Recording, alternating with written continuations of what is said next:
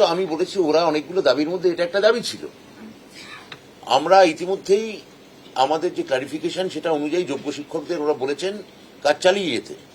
তাহলে আমাদের যে স্কুল দপ্তরের যে সিস্টেম, সেই সিস্টেম অনুযায়ী এটা করা হচ্ছে। এখানে অনিশ্চয়তা কোথায় সেটাই তো আমি বুঝতে পারছি না। লিস্ট, প্রথম কথা হচ্ছে লিস্ট এসএসসি শিক্ষা দপ্তরকে দিতে পারে, শিক্ষা দপ্তর সেই অনুযায়ী কাজ করতে পারে। কথা হচ্ছে যে এদের মধ্যে একজনকেও, যাদের কথা আপনারা বলছেন, তাদের কাউকে কি টার্মিনেশন লেটার দেওয়া হয়েছে? উত্তর হচ্ছে না।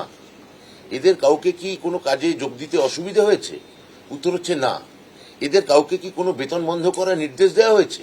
উত্তর হচ্ছে না। এদের কাউকে কি কোনো কাজ করার ক্ষেত্রে কোনো সরকারি আধিকারিক কোনো বাধা সৃষ্টি করেছেন?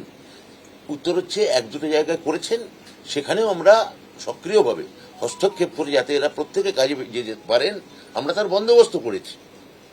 তাহলে যেখানে অনিশ্চয়তা নেই, খামোকা এমন কোনো আচরণ করা উচিত না আন্দোলনের স্বার্থে যেটা তাদের রিভিউ পিটিশনকে দুর্বল করে। তাদের সঙ্গে কথা বলেই তো আমরা এগোচ্ছি।